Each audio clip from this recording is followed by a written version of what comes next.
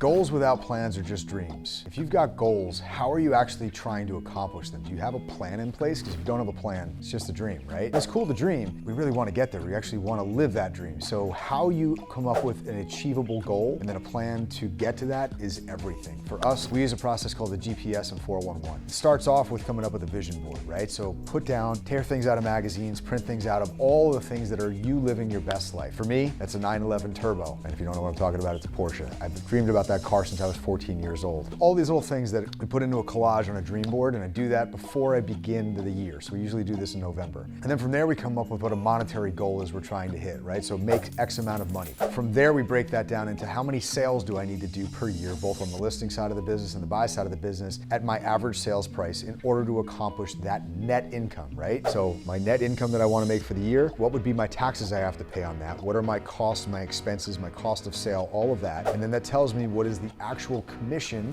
that I need to make for the year in order to achieve that net income goal. The next part of that is you take that and you translate that into how many of X, Y, and Z do I need to do. In order for me to sell 60 houses, 70, 100, whatever it is, how many appointments do I need to go on? How many conversations do I need to have? And we break that down using what we call a 411, which is I've got my yearly goal. And if I have that yearly goal broken down into 12 months, what's my goal for the first month of the year? And then if I have that goal for January and I break it up into 4 weeks, what do I need to accomplish in week 1 in order to stay on that target? And then I break that down into specific strategies that I'm going to use to employ to hit that first week's goal.